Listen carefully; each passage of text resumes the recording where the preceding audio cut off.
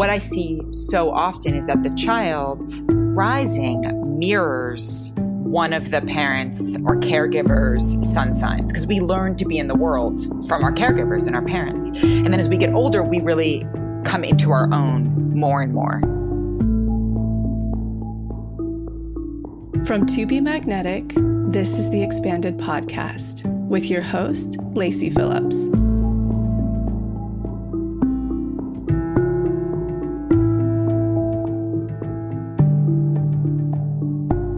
As the leading destination for neural manifestation, we dispel the woo-woo in order to help you create real, tangible results based on neuroplasticity, psychology, epigenetics, and energetics.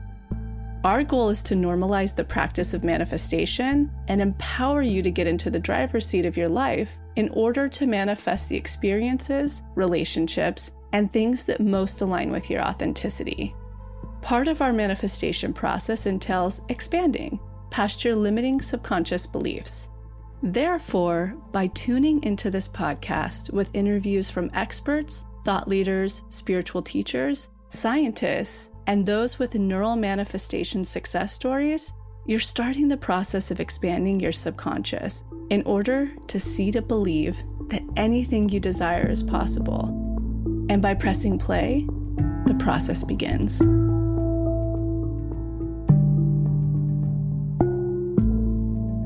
Welcome back, everyone, to another episode of Expanded. We have a really exciting episode today with Lacy and Dani Beinstein, our go-to psychological astrologer. But first, I wanted to share with you a really amazing manifestation story that I stumbled upon in the motivation. So this person went on to manifest healing inner trauma and a very difficult relationship that she was having with her mother. This person writes, "When I first started the TBM work, it was to heal my deep pain and trauma around my childhood. I was trying to force my mom into therapy and grew up always feeling the need to control everything and everyone around me, something my mom modeled to me. And as I did more work on myself and understood why I felt so anxious around my mother, I was angry. I was having difficulty accepting reality, and our relationship always struggled. I then went through inner child meditations 3 times and finally let go of my expectations of my mother changing, forgiving, and just learning to accept her. I never imagined that right after that, she'd start to do the work herself. And now we have a relationship that I only ever dreamt of, but never thought possible. We used to fight nonstop, and I couldn't spend more than 2 days without needing a full month to energetically recover. I just moved from Arizona to Florida, and my mom took the road trip with me. We spent 10 days together, and it was the most fun and fluid time for us in our entire relationship. I will cherish these memories forever."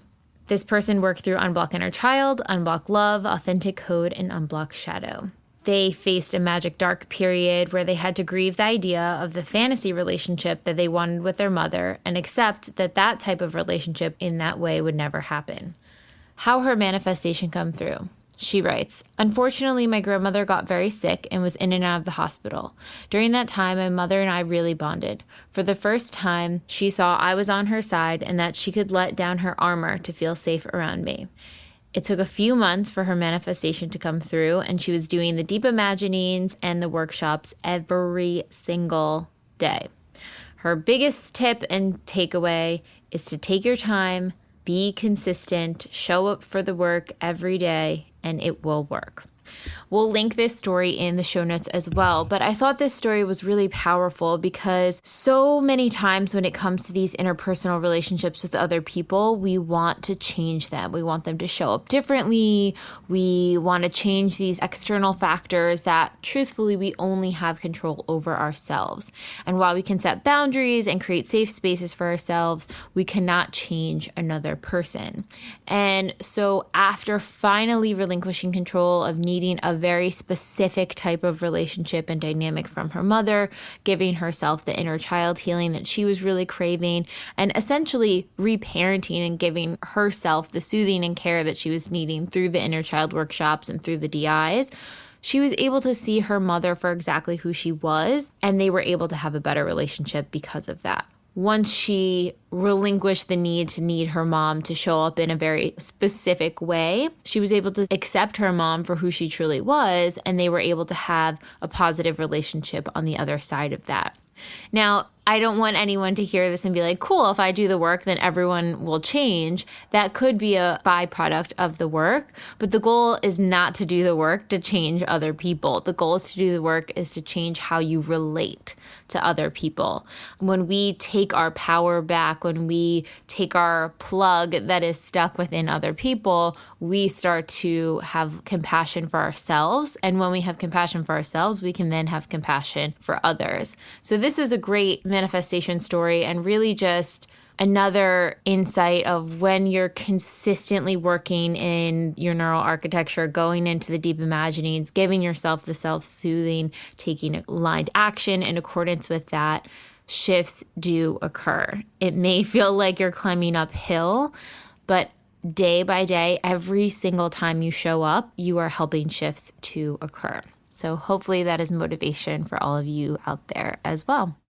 One other thing I got a really strong ping to share with you guys is if you are feeling anxious energy right now, if you are feeling the dense, energetic, heavy energy, perhaps you're feeling very scattered, like deadlines have to come now. You're awaiting a timeline. You're feeling impatient. You're chasing after something. You want to do, but you're not sure what to do. You can't listen to your intuition. It's not coming in clear, or you feel like you're waiting on other people to move forward, or perhaps you're just in complete overwhelm with all the stimulation that's going on in the news and media and everything that's happening. Ground into your nervous system. Calm your body down first. It's so much easier. You can't even connect to your intuition until you do that first. That is step one. So whether it's your meditation practice, whether it's taking a bath, if you're in the pathway, the emotional clearing DI is great for this. The free or soothe DI is great for this. Even the binaural beats. If you're not in the pathway, we have the extra layers DI. You can do the soothe or free DI in there. Now is the time to really, really, really give yourself that nurturing, even if it's 5 minutes. If you can't do a full 20-minute meditation, that's fine. Just give yourself the 5 minutes, give yourself the peace of mind and rest and ground into your body. And then you can connect with your intuition and figure out what steps to take next, if any, at this time. So just wanted to send you guys that note. We'll link everything below in the show notes, and sending you all so much love. And now, a word from our partners.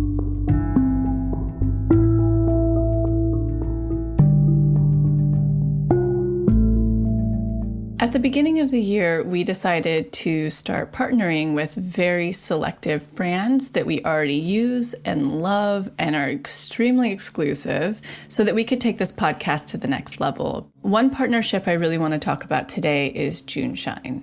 I actually have a story about this because I feel like they finally filled the market of what I desired in my mid-20s. When I was cocktailing at the Thirsty Crow on Sunset in Silver Lake, I would have the fun nights of whiskey and all the things you get into.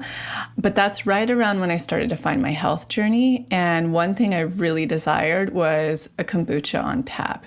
And I was like, wouldn't it be amazing if there was even a kombucha that got you a little more buzzed, but not totally wasted, that was on tap, that you could go and just have a happy hour, or you could have in the evening and keep it mellow without cruising really hard. And then a couple of years ago, the team and I went on a little retreat up to Ojai, and we went to a bar to have a drink together, and I just ordered kombucha.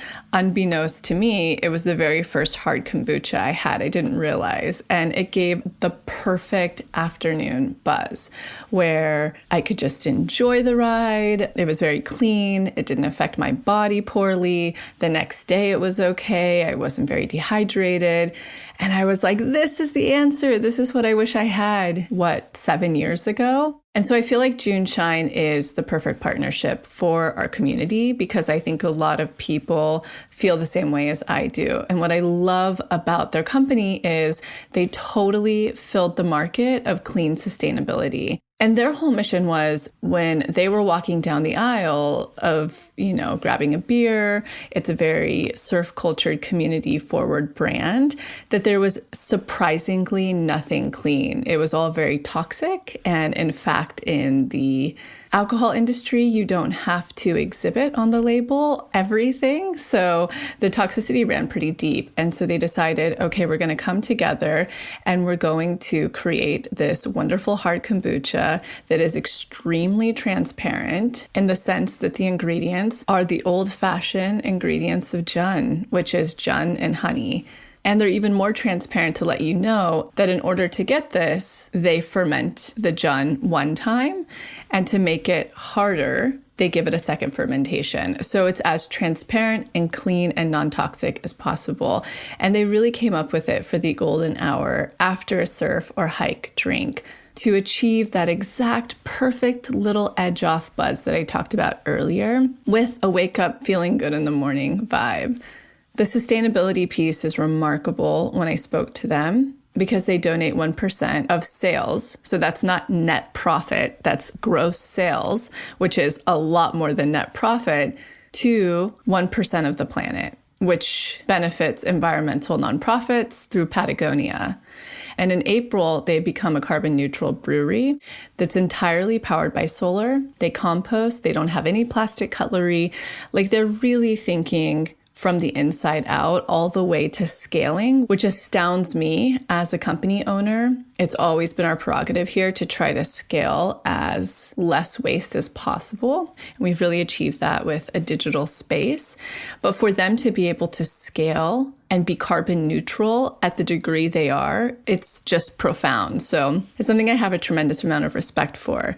Not to mention all ingredients are organic. So even when you're looking at organic labels, it only means that a certain percentage has to be organic. However, with Juneshine, it's all organic, every single ingredient. They have no preservatives or sweeteners outside of honey. It's gluten-free, very low sugar, as the fermentation process eats away a lot of the sugar. And it's 6% alcohol, so you really get that perfect buzz. Unlike any of their other competitors, they really do hit the market and ace every single angle, from the sustainability to the organic to being so transparent. And on top of it, they have a fantastic culture and community, which you should definitely check out online at their website. And it's the type of packaging that you would love to have at any gathering at your place because it's really chic. A couple of favorite flavors amongst the team is blood orange mint, painkiller, and grapefruit paloma. So if you'd like to try some Juneshine, go ahead and click on the link below, which leads to their website, and use the code all caps TBM for 20% off. For the listeners who are just wanting to go ahead and type it in, it's Juneshine, JUNESHINE.com, or you can find the link below and use all caps TBM for 20% off. So when we made the decision to bring on partners to partner with on this podcast, one of the main ones we've been talking about lately is Blue Blocks, the blue and green light blocking company. I have 2 episodes with the founder, Andy Mann, and I've shared that I own 4 of their products that I've bought with my own money. That's the yellow glasses for daytime when it's overcast or rainy. So if you live in the UK or the Pacific Northwest, it's especially good for you. So of course, it was a no-brainer to partner with Blue Blocks.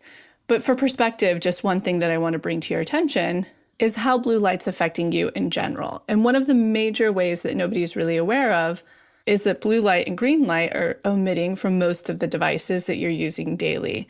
Certainly your computer, your phone, but things you don't even realize, like the clock on your oven or the lights on your Wi-Fi device. They're everywhere. So if you're somebody who suffers from any type of sleep troubles whatsoever, hormone issues, and you're noticing rapid aging, blue light blocking is vital for you. So I've mentioned the type of glasses, but they also have light bulbs, especially the Lumi Sleep. So one to have at night in your home in place of the traditional LED, which is littered with blue light. The light bulbs are also available in their product line. They also have a new red light device called the Hive, which is a more accessible red light and near infrared light therapy that's been scientifically proven in peer-reviewed clinical trials to have anti-aging effects on our skin help with neurological diseases, fight depression and anxiety, increase fat loss, speed recovery from exercise, improve your sleep, increase strength and endurance, and combat some autoimmune conditions. I personally have quite a few infrared light therapy devices, such as mats or saunas, but this one's actually red light and infrared. And we get into the benefits of red light in that particular episode that's linked below, and how it is such an important healing force from the sun to help us with most of the things I just listed. And why the Hive is so interesting and specific is that it has non-flickering, low EMF, high-powered LEDs, whereas a lot of, say, the infrared saunas out there are high EMF and they flicker. So this device in particular is handheld and much more accessible than most of those bigger mats and saunas and all of those great things.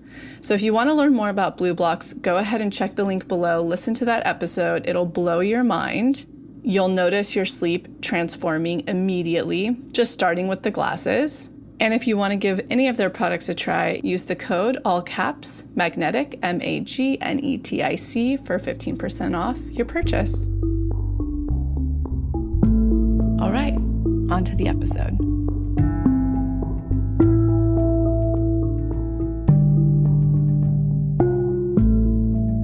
Okay, so today we have Danielle, or Dani, as Lacy calls her, Beinstein.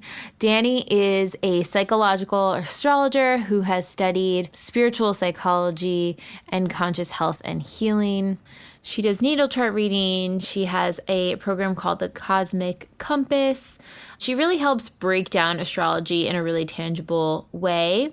And what I really love about Dani too, and we've had many episodes with her that we'll link below, but she really connects the psychological aspects to astrology, where it may feel really flowy and general. She breaks it down to how this could be relating to you, and it's so helpful. We haven't had astrology episode in a while, and it's one of those sort of systems that are really cool to find your archetype and what sort of pieces of astrology relate to you and parts in your chart and all of that fun stuff. And really, it can be a fun tool to allow yourself to feel more seen as you're exploring different parts of yourself, especially while going through this manifestation work.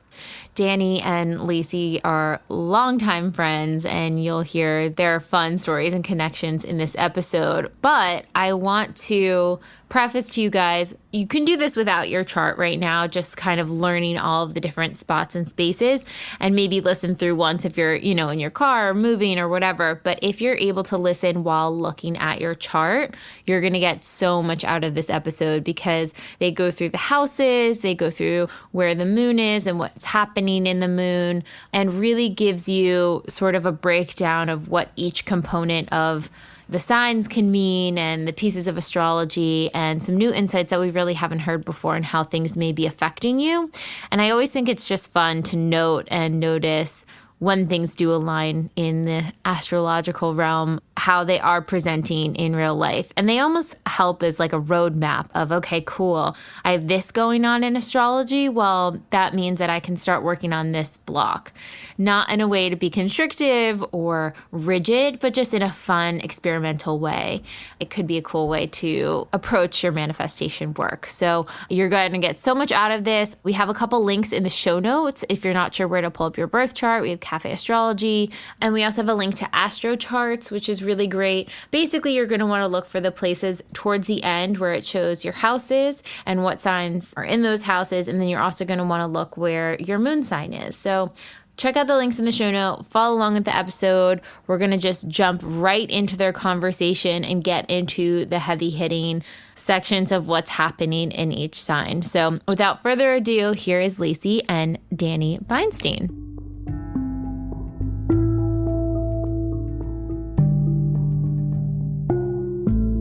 The rising sign it's the personality or the public persona that we greet the world with. So it's not necessarily the depth of who we are. It's more like the presentation. And I have found different astrologers have different experiences with this or feelings about this.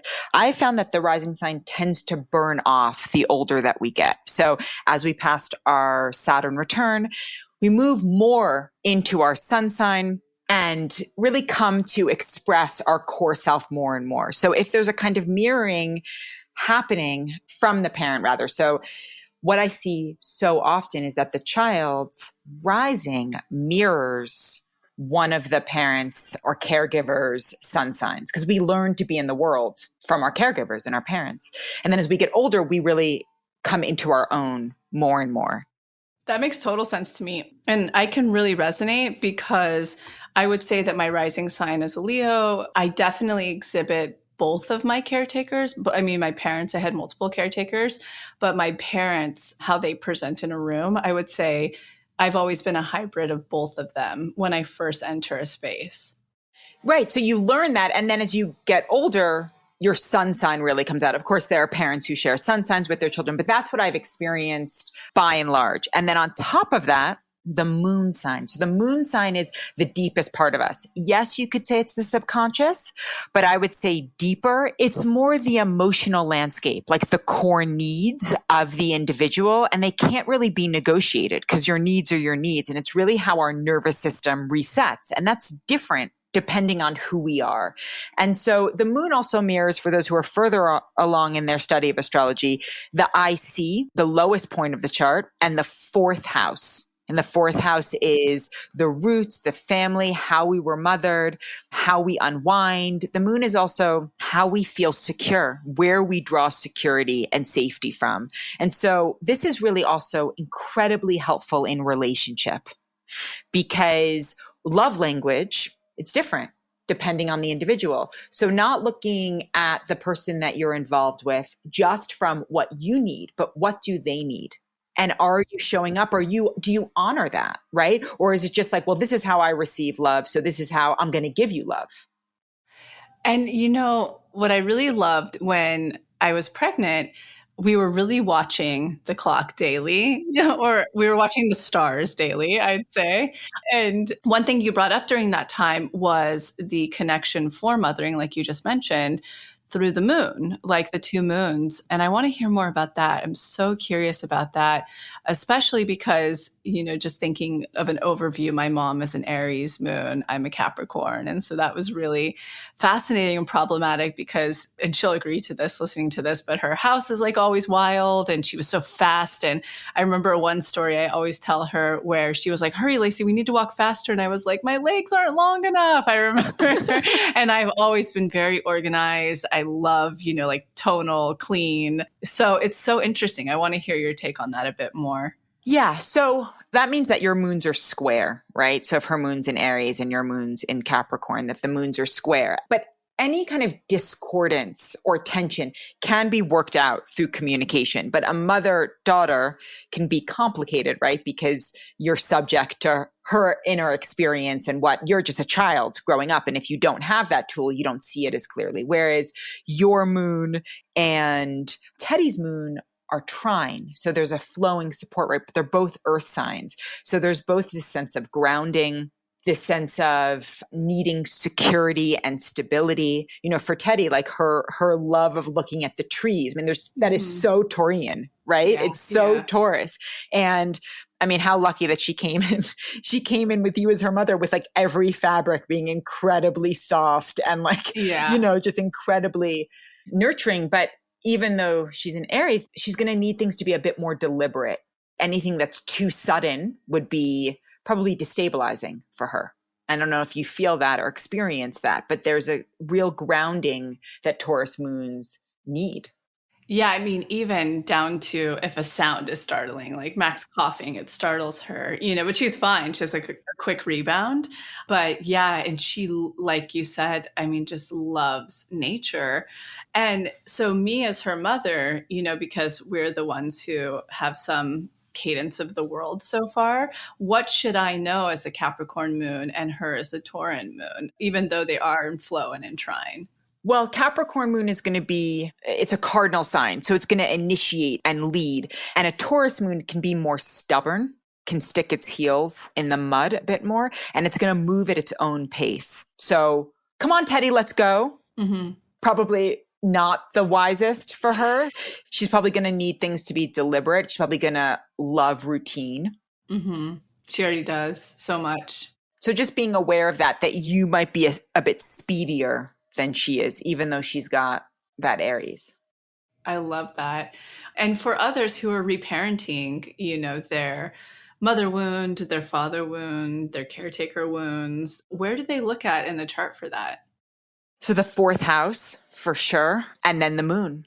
And really unpacking that and saying, okay, what do I need? And it may not be in line with what your caregivers or your parents needed. And it's always a new generation. So defining that also in the context of the generation, in the context of what's happening in the world is also really important. I think a lot of times this stuff gets decontextualized, but that matters. So paying attention to that. And it's not that every Taurus moon needs to be in nature, but they probably do need to do things on their own time. They don't want to be rushed. They probably really enjoy luxury, sensuality. So smell, touch, anything. It just depends, right? To one individual, they may not mind synthetic fragrance because they love the smell of it. But to another Taurian, they may feel like, no, it needs to be pure. I don't want anything synthetic in it. So we can't make these giant, broad generalizations. But by and large, Taurus moons, for example, Taurus moons who are listening are going to love this because they're getting so much attention, but they're going to need a lot of that sensuality. Whereas like a Virgo moon, also an earth moon, but probably a lot more picky, a lot more minimalist. The other thing about Taurus is it tends to hoard, tends to hold on, whereas Virgo is going to want to let go, purify. And that's interesting with Max with the Virgo moon. Yeah. And how does that work for like fathering? That's so interesting. You're the 3 earth moons. Yeah, totally. And how lucky she has Max's Sag rising for that, little bit of fire to help out his double Virgo. Totally. And he has quite a bit of fire, but just in the primal triad. And he's a manifestor, right? Exactly. Yeah. And she's an MG. Oh boy. I know. But where does fathering show up in the chart? I mean, 4th house for sure, because it's family in general. Or 10th. Or 10th. Okay. So in very traditional astrology, the sun was the significant male in the life, or the male, and the moon was the female. In very traditional astrology, that's how it was perceived. So the fathering is going to show up in more traditional astrology through the sun sign. And there's a kind of debate whether the 4th house is the mother and the 10th house is the father, or vice versa. I think of it as like the 4th house is the emotional conditioning and psychological conditioning, and the 10th house is kind of the disciplinary, kind of external structure parenting, kind of how one is seen or guided into the world at large by the parent. Sometimes that's the mother. That's really, career focused and you got to make your way in the world. Sometimes it's the father, sometimes it's the father who does more of the emotional nurturing. Sometimes it's the mother. Yeah, I love this. And now I'm just going to geek out a little bit more because as I continue my study in astrology, and honestly, it's actually no study at all. It's mostly just conversations with you. But as I continue my curiosity in astrology and wanting to know more, can you just give us, and I think we've even covered a little bit of this maybe in our first episode together, which people can go back to. I don't know if we did fully, but just an overview of the houses. And with that said, how people can work with, especially with this work in manifestation, how each of the planets are affected when they're living in houses. But let's hear the houses first. Okay, so the houses. So the first house is associated with Aries. It's again our presentation, our identity, how we engage with the room. It's kind of who we are first out of the gate. So the energy is front and center. The second house is associated with Taurus, and it's associated with building over time. And also, what do we possess? How do we relate to our material world, to the material world? How do we relate to our possessions? How do we relate to our finances? Is our work salaried? That would be more second house. What is our consistency in terms of financial flow? How do we relate? Think of it this way. When a baby is born, it's like, here I am. And then it's like, what's one of the first words a baby will say? Mom. Yes. But beyond that, mine. Mine. Yeah. Okay. Like mine, right? So it's like, okay, I'm this, right? Then the child starts to learn they're separate from their parent. And then they start to realize, oh, that's a toy. That toy is mine, right? How they relate to that, that's second house. As we get older, some of us stay in that energy of like, this is mine. Some of us are like, it's all of ours. All of that and our relationship to money, how we see money, can be indicated in the second house. The third house is our language development, our communication development, then our sense of neighborhood, right? Also siblings. Siblings could be said that they're our first neighbors.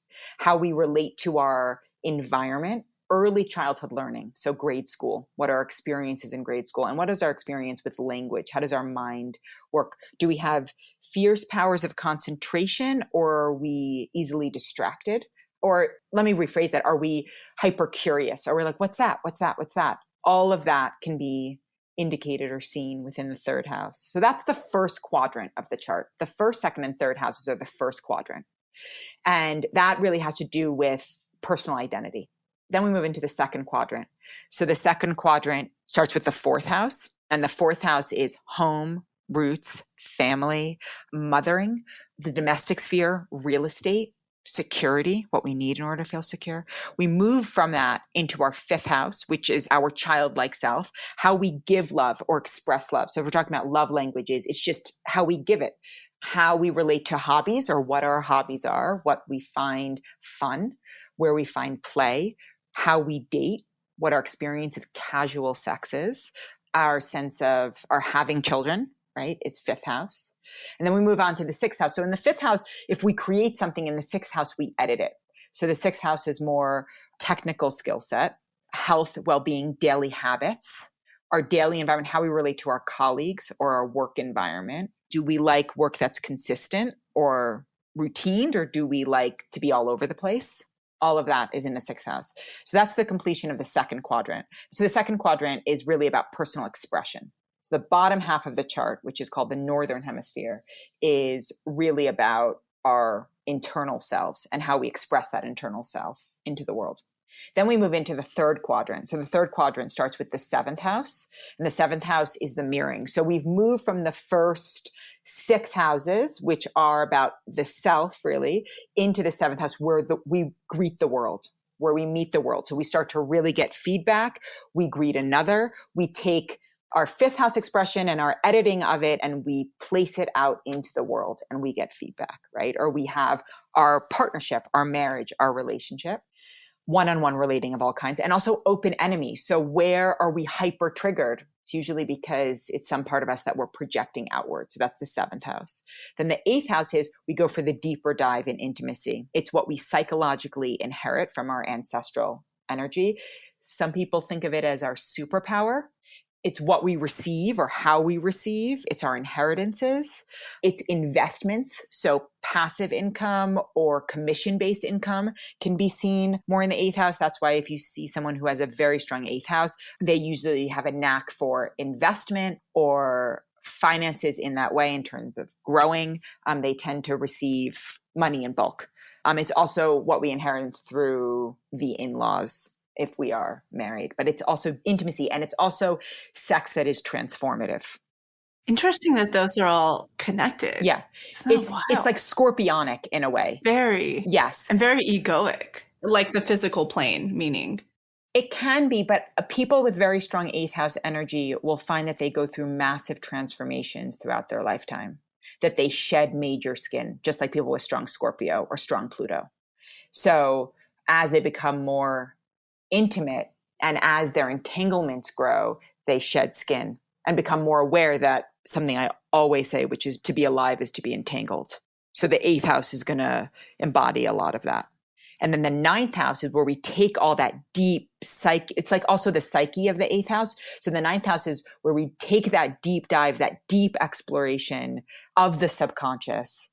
And we say, okay, what are my beliefs? What are the beliefs that I'm drawing from this? So we take these big words like wisdom or justice or love, and we create containers around them, religions, the law, in terms of higher education, publishing, all of that is ninth house. Like, what are the beliefs and what are the belief structures if we have? And also, what is our experience with the foreign world and great long adventures? So opposite is the third house, which is kind of local travel. The ninth house is foreign travel, longer trips. We're more changed by that experience, like my experience in New Zealand, right? It wasn't just like a 3-day sojourn to Los Alamos. It was like a transformational experience that changed my beliefs through foreign experiences. That would be ninth house. So that's the third quadrant. So the third quadrant is interpersonal. And then the fourth quadrant is transpersonal. So beyond all of that. So the 10th house is where we're going in life, what our drive is, what we aim to achieve, our reputation, our social standing, how we relate to the parent who created that external structure. So any authority figure or boss is going to be seen, or mentor is going to be seen in the 10th house.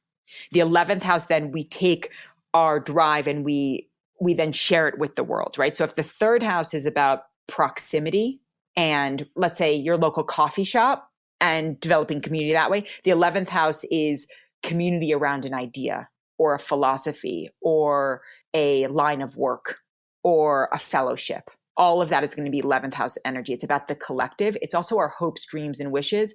And whereas 5th house is more, it's leonine, right? So it's more expressive in a personal way. 11th house is more also what we receive from the collective. It's considered a fortunate house, though I tend to shy away from that, but it's related to hopes, dreams, and wishes. And so some people say that the 5th house is the love we give away. The 11th house is the love we receive. So charisma can often be found in the 11th house, people who have strong charisma, though not always. There's plenty of charismatic people who don't have 11th house energy. And then in the 12th house, we just let it all go. We surrender. We realize that the world is beyond our own drives and ambitions, beyond the collective, into this other realm, the unseen realm, the unconscious. So if the 8th house is more the subconscious, I would say the 12th house is more the unconscious. So can also be the house of undoing. That's because the energy there isn't fully conscious. So often we're not aware of its effect or our effect. And there can be a real vessel energy to it, that there's kind of like spirit moving through you, but it is not a place where you can force outcome. It is a place where you have to open up and surrender to what is. 12th house transits can be challenging for that reason, especially for people who have a lot of energy elsewhere, because you're guided into an experience or invited into an experience of surrender and letting go.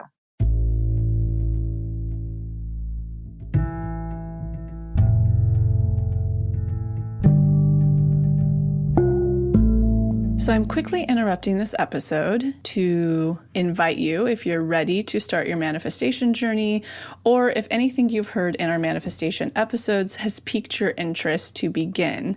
We have a la carte workshops in everything from the basics bundle, which is what we recommend to everyone who starts. It's the formula that actually teaches you how to manifest, unblocked inner child, and unblocked shadow. We also have a la carte workshops on love and money. But the real gem is the Pathway membership, because it encompasses every single workshop we have. It's a year-long membership with full access to the few a la carte offerings we have and exclusive workshops not available anywhere else, such as the daily practice, which is what everybody in the Pathway uses, hopefully at least 3 times a week to daily, in order to truly create the new neural pathways that one needs in order to manifest, and houses the library of our deep imaginings, which is our unique hypnosis process that allows you to get into your subconscious and overwrite those old neural pathways, creating the new ones.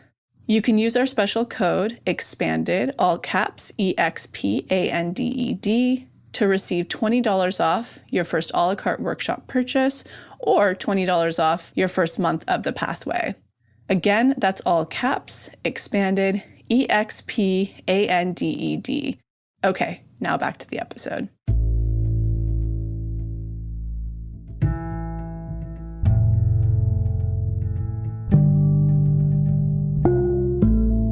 Something I'm curious about is recently, and I would say in the last 2 years, basically what I resonate with the most, I would say at this moment in time, is more Tauran energy. It's just loving the pleasures of life, being around family, like good food, luxury, kind of like slow life. Like that, those are the things that bring me the most joy.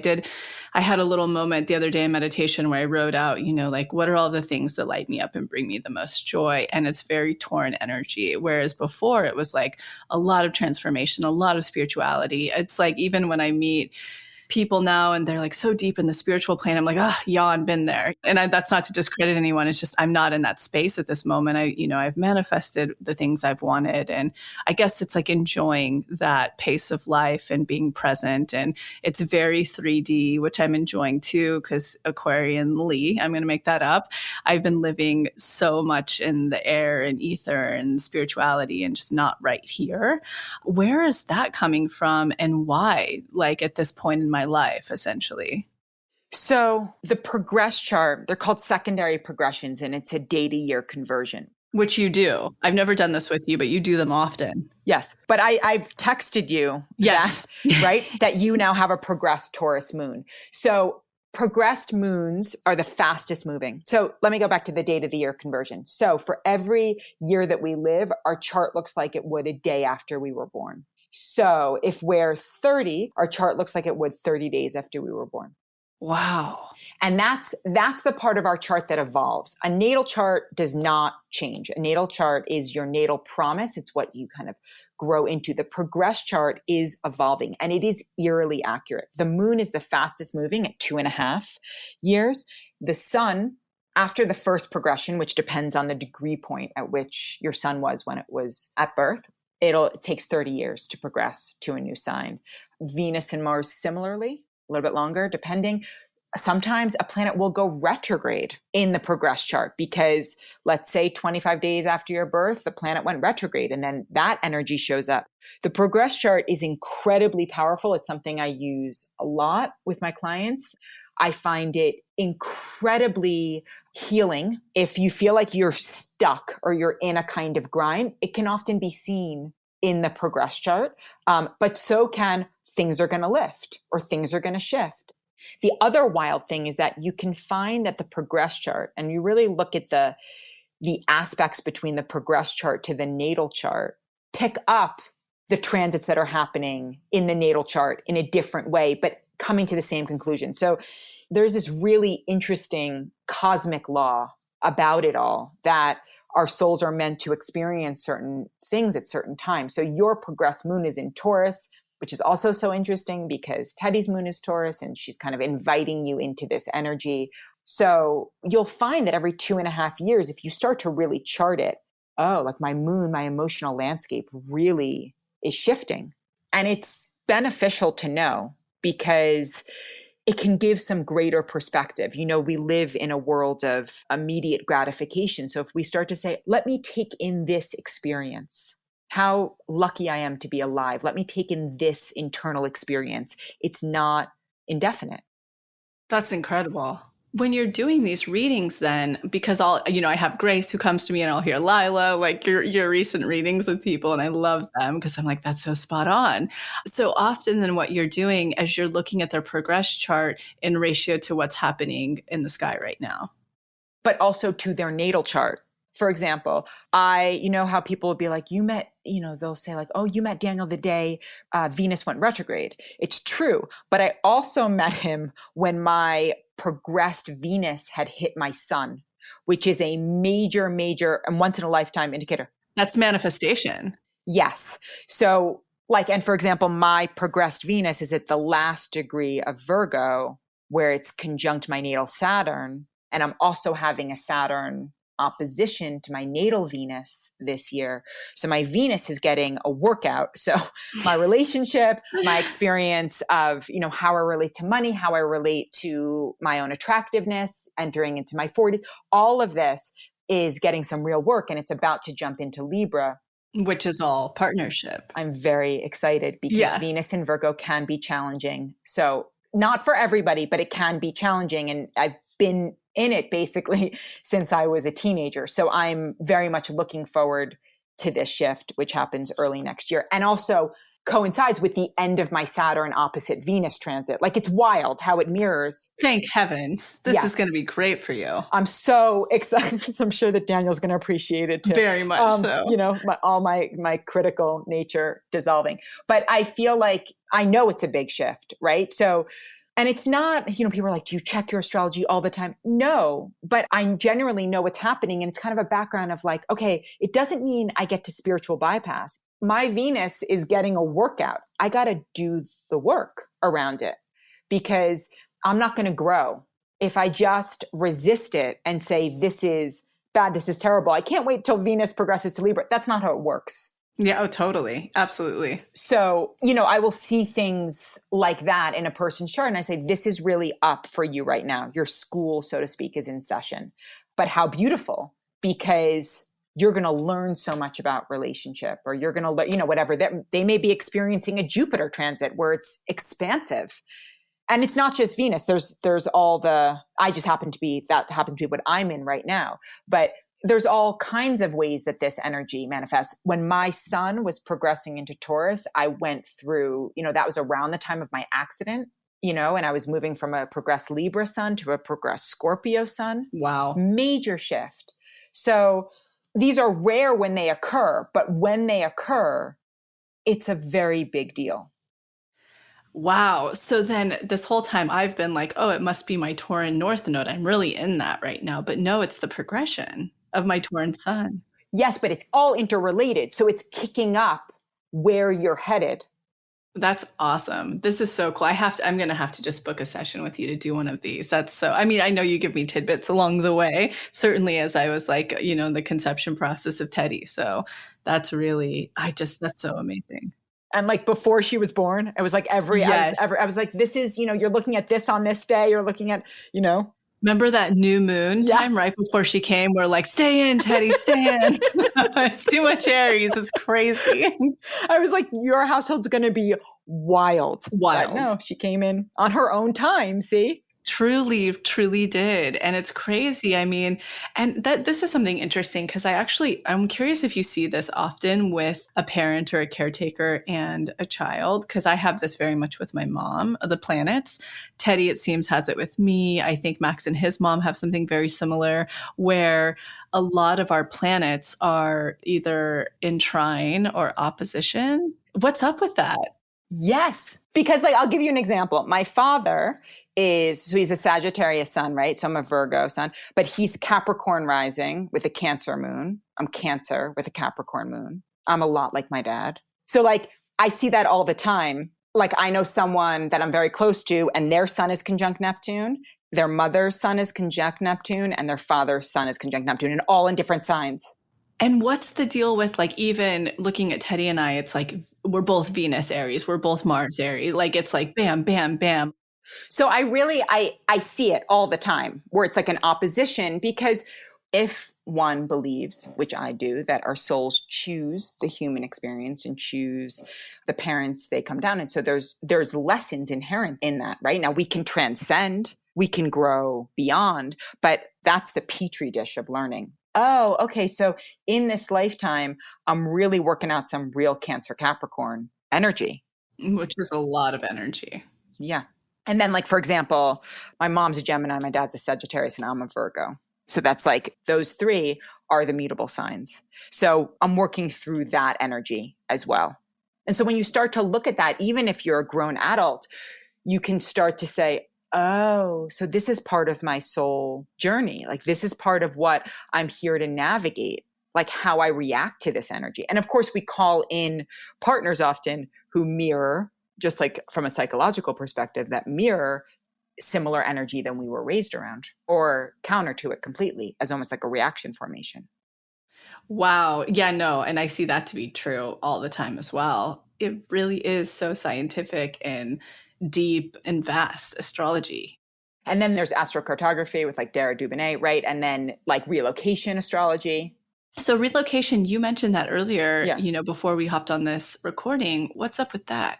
So that's something that I also will use. So astrocartography is where our meridian lines and where our energy lays across the globe, right? If you pull up a relocation chart, you can get more, I think, even more specific. So for example, let's say my Pluto line is running through Los Angeles and I pull my relocation chart and it's okay, the Pluto line on the descendant, which means it's falling on the descendant. And then I look at the rest of the chart and I say, okay, so living in Los Angeles, this is where my energy shifts to. And this is where more of the focus is. And if you have to move somewhere, you have to move somewhere, but it can be helpful to take a look at that. But also, many astrologers, if I said I was moving to Los Angeles at 25, they would have said, you're out of your mind. And I was also about to go through a series of Pluto transits. So I was clearly drawn there. Again, context matters. What's happening in the chart? Are you about to go through a transit that would make that energy in a way more malleable for you, that you can really work to integrate it and learn it? Because if we hold any of it in shadow, I'm not going to, I can't, my Saturn, no way, or my Pluto is bad. Then we're saying, well, I don't really want to look at my level of responsibility, or I don't really want to look at my shadow work. And the more we do that, the more it's going to pop up, even if we don't move to that location. I'm not saying move to the hardest locations. I'm just saying acknowledge that sometimes we're drawn somewhere to work something out. And if we look at the soul perspective rather than the egoic perspective, there's great empowerment in that. Yeah, I mean, it's, laughable because I chose to come into a Pluto line and then I felt called to move to my Pluto Mars. And it really is the context of all of my work. I wouldn't have anything that I have right now had I've ended up on a Jupiter line. It just, it'd be very different, maybe potentially, and lucrative in a different way or whatever. But this body of work of mine wouldn't exist if my soul hadn't chose that. I hadn't been drawn. And it's interesting because probably about 4 years ago, I'm over LA. I've been over LA. I'm here 100% because of Max, and he has I think Jupiter and Venus here. So it's really special. And I'm so curious, if Teddy, this was where her soul really needed to land to, but I could literally leave it tomorrow and happily move somewhere very green with seasons and weather and all of that stuff. It'd be so interesting to see what my relocation would come up as. It's interesting because, now I've been so called to places like Scotland or over to the East Coast or potentially Pacific Northwest being the least, but just because of weather, Max's family up there. So it's just interesting for people where can they find how to pull up their relocation? I think it's on Astro. Oh, cool. I think you just get it on astro.com. I have software, but I'm pretty sure you can just get all of it on astro.com. Yeah. So for anybody who doesn't know, you can go to astro.com. That's where you can click we'll link it below, but you can click to find your astrocartography when you click on astro travel. And then it sounds like if you click on something like astro relocation, I don't know yet, but you can find it on there. So we'll get the link. Okay. Now, most of my selfish questions are over. Let's move into what the hell's going on for the rest of the year. Okay, so August was always going to be a kind of flare up of energy because we have this ongoing Saturn-Uranus square. So Saturn takes 28 and a half years to go around the zodiac. Uranus takes about 84 years to go around the zodiac. They are forming a 90-degree square in the sky. So Saturn's in Aquarius, Uranus is in Taurus. And there's this kind of clash, right, of energy. Saturn in Aquarius is having us look at our principles, our relationship to the collective, our relationship to freedom, define that however you want. And Uranus in Taurus is bringing forward a major shift in our experience of money. Crypto would be an example of that. Our experience of farming, right? We're seeing the repercussions of farming practices on the environment. Things like new forms of meat, all of that would be under Uranus in Taurus. Radical changes in beauty standards, Uranus and Taurus. So there's this kind of clash of energy. And those with strong fixed energy. So that would be Taurus, Leo, Scorpio, and Aquarius, especially at the mid degrees, are really, really, really feeling this. There are 3 exact squares this year. So the first was February 17th. The second one was June 14th. And the third is December 24th. And then we feel it again September, October of 2022. So that's the background. And anytime we're in a fixed energy season, it's going to flare up. So it flared up in Taurus season. It's flaring up in Leo seasons. It's going to flare up again in Scorpio season. That's end of October into November. The other thing that's happening, the core of it is we're being pushed to the edge to make radical shifts. And the radical shift can be the level of consciousness. It doesn't need to mean that you have to blow up your life, though. If you're meant to blow up your life, congratulations. It's amazing. But it may just be a radical perceptual shift of your experience or of your place in the world. And the perceptual shift will result in changes in your physical world reality, but it may just show up there. So that's kind of low level, not so low level throughout the year. And then at the end of late summer through early fall of next year. But the other thing is that we're not quite complete with these Sagittarius Gemini eclipses. So the final one is on December 3rd, 4th, depending on where you are in the world.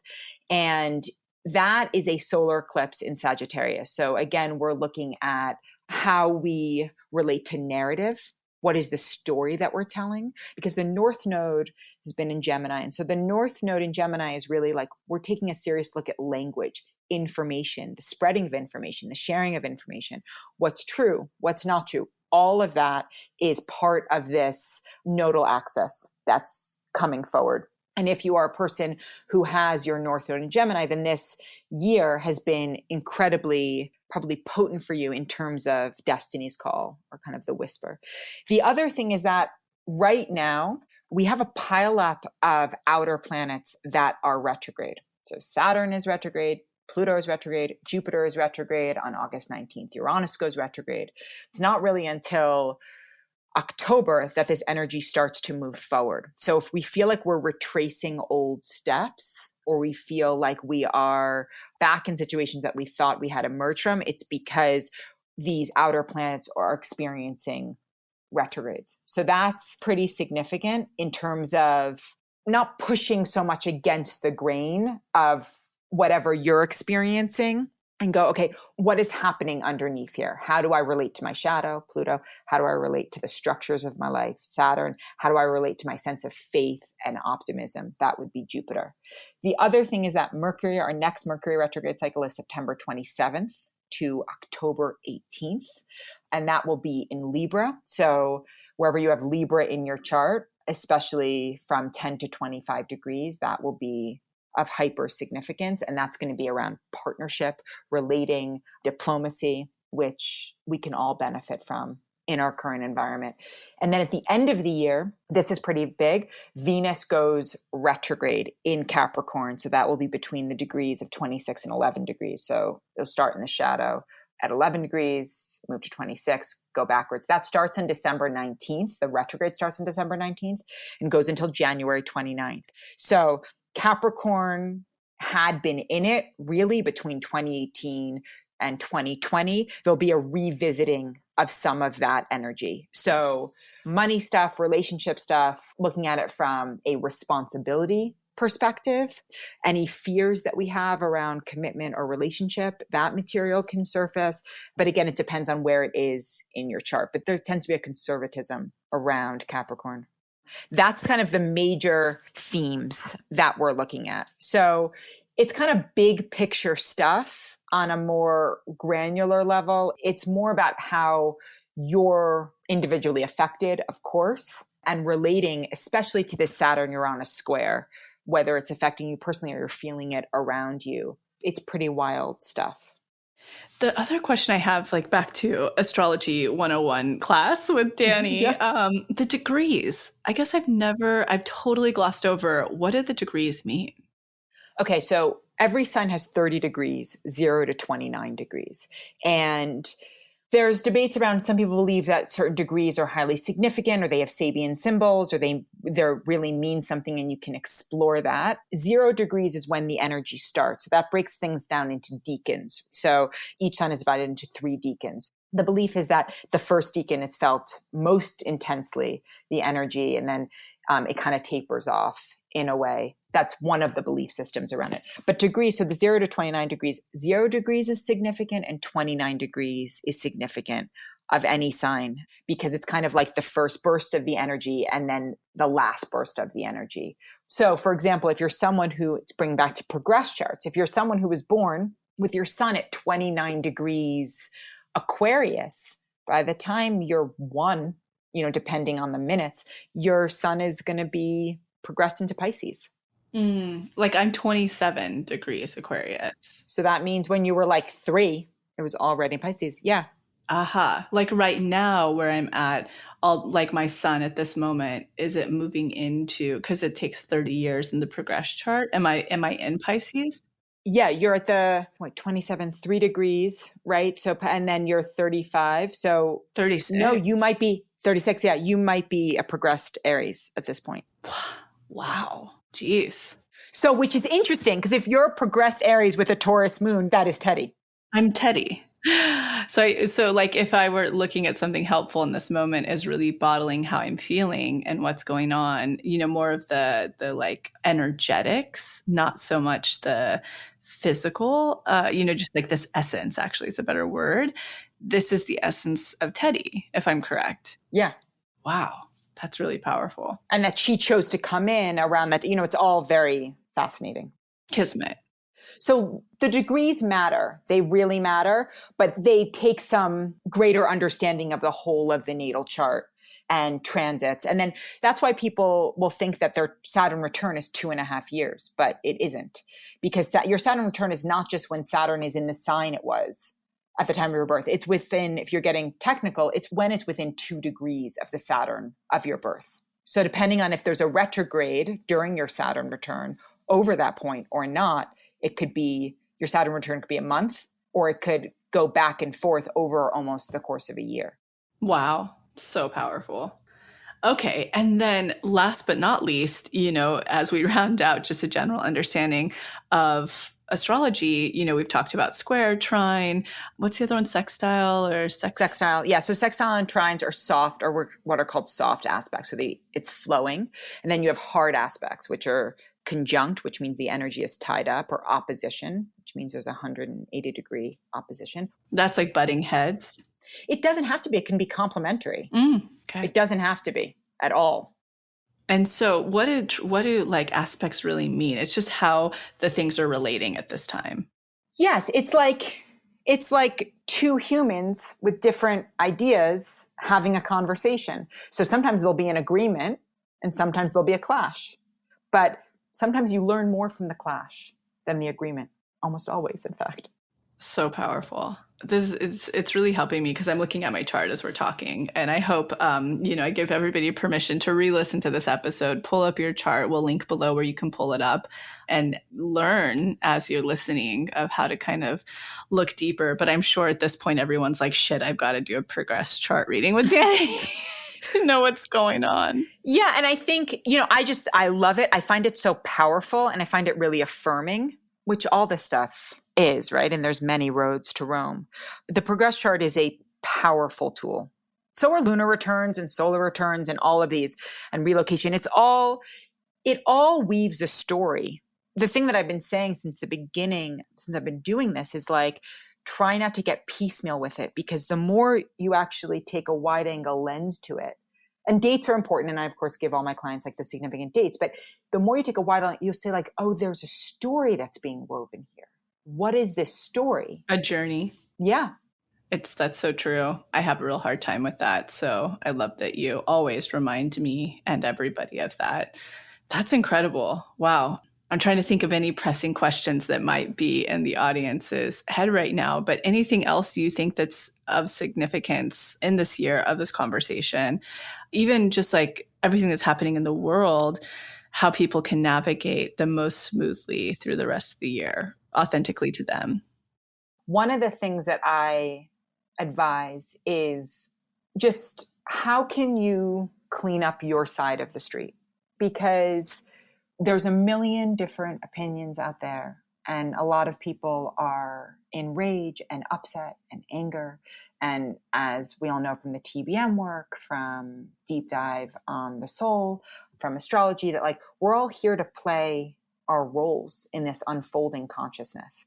And I personally have been really drawn to kind of the Eastern traditions of the kind of neutral mind. Or like, right, there's the yogic negative mind, the positive mind, and then the neutral mind. Like really saying like, okay, and we all have feelings, we're all human, but how can we observe what's happening? And if we're having judgment, say, like recognize the judgment, just recognize it. Like, what is this bringing up for me at the deeper levels? What are the deeper levels of fear? Because I'm not going to sugarcoat it. We're in for 2 to 5 years of some global phenomenon. So it doesn't mean you're not going to fall in love. It doesn't mean you're not going to have babies. It doesn't mean you're not going to have your career triumphs. We see at times, sometimes the most intense times in history, that happens tenfold. So not giving up on your dreams, not saying, but just recognizing, okay, there's what I can control and then there's what I can't control. And navigating that however your soul feels it feels right or in alignment for your soul. And keeping your side of the street clean, spiritually breaking that down, what does that look like for you? I think that means of like not getting into the shame blame game. I think it's like that. I think it's kindergarten rules. I try to live by kindergarten rules, genuinely. Yeah, that's where I've been at through so much of the last year, is just really respecting people's choices, respecting where they're at, and not pointing fingers at anyone, just doing the shadow work there. Because we're never going to get everyone on the same page. No. It's just not happening. Yeah. So how can we live in a world of 7 billion opinions? Exactly. And it being okay to have those. Yeah, I love that. Well, I think that's a great ending note. And then tell people, where can we find the session with you that everyone's going to want to do right now, including me? I'm like, Dani, when can I book my progression reading? Whenever you want, just text me. So my website, as always, Instagram, my online membership, which we do a monthly call live. I'm there. I answer questions. It's a really, really, really beautiful community, really sacred space. Awesome. It's great. Well, thank you so much for your time. Have a beautiful day. And until next time. You too.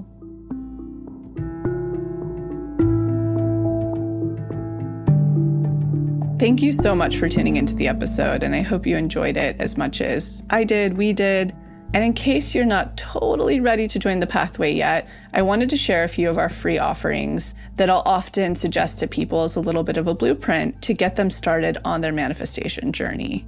The first place I like to direct people completely for free is the motivation. You can see it linked below or on our homepage as our testimony library.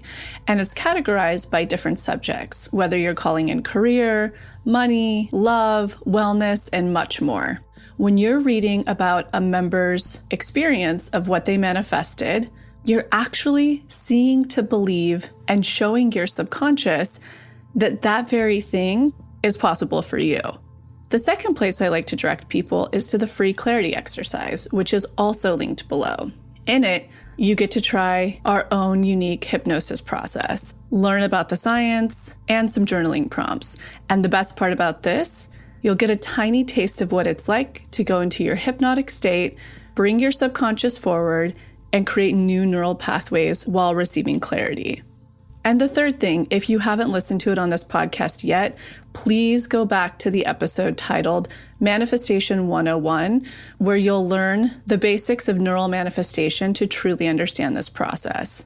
So go ahead and check out those free resources, the motivation, the free clarity exercise, and the episode Manifestation 101, all linked below. And in an effort to make sure to have representation in this process series, go ahead and submit any process testimonials you have, especially to our LGBTQ+ community, our BIPOC, as well as the Ys, which is anyone in the community who is 45 and over. All right, we'll be back next week.